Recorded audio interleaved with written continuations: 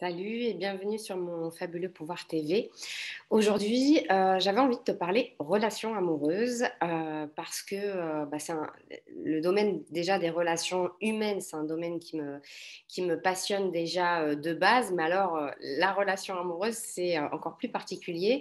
Et je trouve que le domaine amoureux, c'est un domaine qui nous apprend énormément sur nous-mêmes, qui nous apprend évidemment énormément sur l'autre, mais qui est très révélateur, en tout cas, de nos propres fonctionnements, de nos propres comportements, et qui peut nous donner beaucoup de pistes pour aller vers plus de connaissance de soi et vers plus d'amélioration et d'épanouissement pour soi et pour l'autre. Donc, je trouve que c'est intéressant et c'est ce que je voudrais te proposer, euh, de faire une pause et de prendre un petit temps pour regarder avec de la hauteur, avec du recul, et ben, tout ton vécu amoureux de tes premières relations jusqu'à aujourd'hui, et d'essayer d'en faire un petit peu une synthèse, un bilan pour voir qu'est-ce que tes relations amoureuses t'ont apporté dans ta vie, qu'est-ce qu'elles t'ont fait découvrir sur toi-même, qu'est-ce que tu as pu apprendre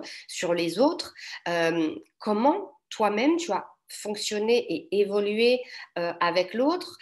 Qu'est-ce que tu as pu changer, améliorer? Est-ce que tu as la sensation que ça t'a aidé à évoluer ou au contraire que ça t'a presque volé quelque chose?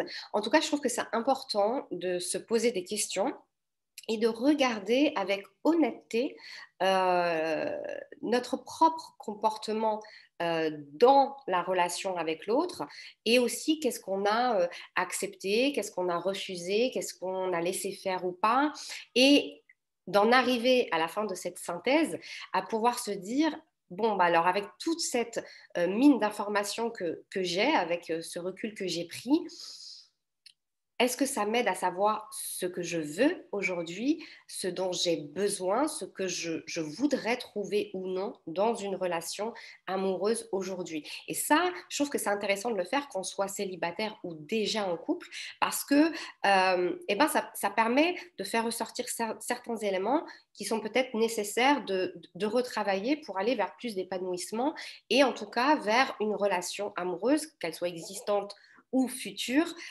plus épanouie. Et ça, encore une fois, ça nécessite un minimum d'introspection, un minimum de questionnement déjà vis-à-vis de soi-même avant, en tout cas, de pouvoir l'entamer avec l'autre. Parce que, évidemment, si vous êtes en couple, eh ben, c'est bien aussi d'aller interroger l'autre sur ce qu'il ressent et comment lui, il vit la relation. Et d'ailleurs, pour moi, l'échange, la communication, c'est la base d'une relation. Et il faut que cette communication, elle se fasse dans la sérénité. Ça veut dire que pour moi, une relation saine, c'est une relation qui offre un espace où la communication peut se faire, pardon, avec fluidité, mais dans un sentiment de sécurité totale et de confiance totale. Ça veut dire que si je suis bien avec l'autre, si ma relation est saine, j'ai pas peur de me montrer telle que je suis. J'ai pas peur d'exprimer mes ressentis tels que je les ai ressentis.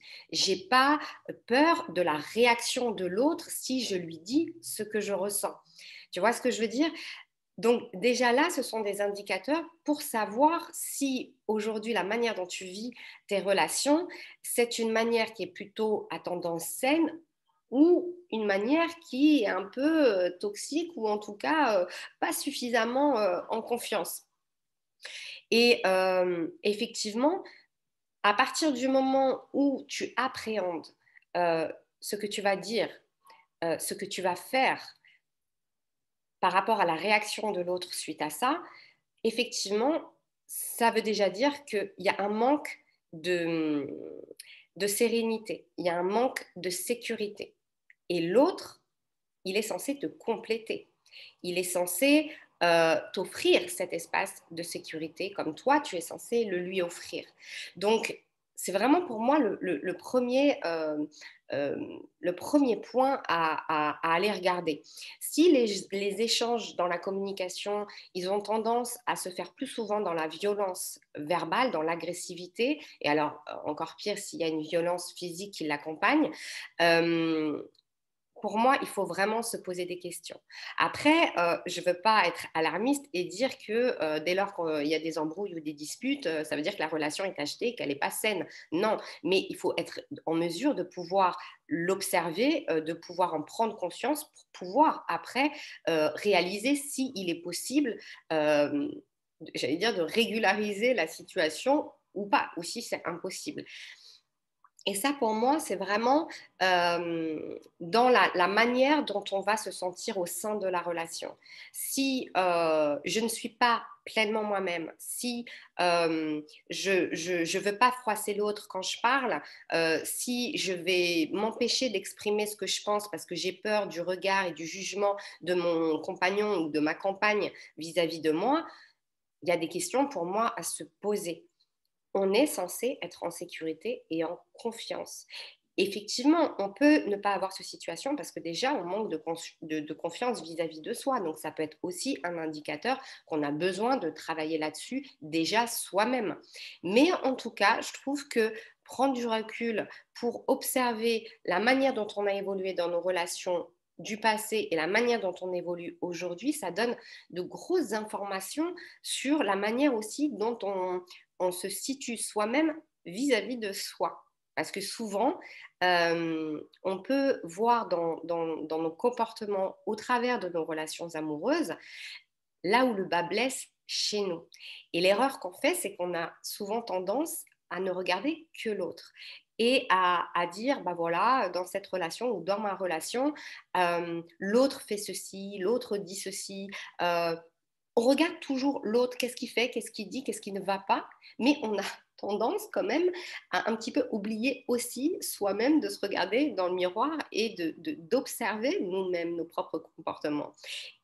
Et une fois qu'on les observe, tant pour soi que pour l'autre, il faut être capable de pouvoir en parler en toute sérénité, en toute franchise, en toute transparence.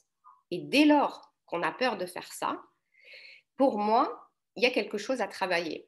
Donc, je trouve que le domaine amoureux et en particulier les relations amoureuses dans le domaine amoureux, c'est une mine d'informations pour soi.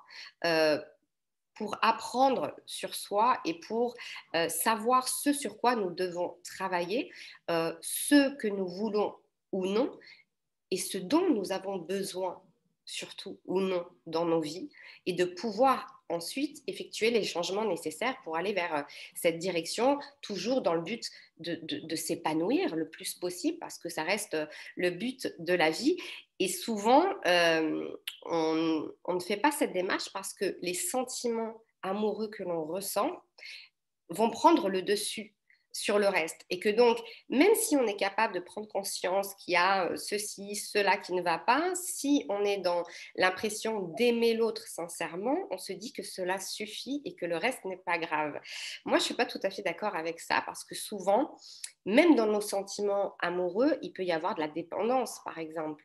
Donc, le sentiment amoureux existe, il est là et c'est tant mieux parce que souvent il nous fait palpiter, mais il ne veut pas dire qu'il ne faut pas regarder le reste, en fait. Parce que souvent, le sentiment amoureux, bah, il peut nous aveugler sur des choses qu'on va jusqu'à tolérer, accepter, sacrifier, alors qu'on ne le veut pas intimement, profondément en nous-mêmes, au nom de cet amour. Et à partir du moment où on est déjà dans cette démarche de sacrifice, de non-écoute de ce qu'on veut au fond de nous-mêmes, au nom de nos sentiments amoureux pour quelqu'un d'autre, euh, pour moi, on n'est déjà plus dans la relation saine.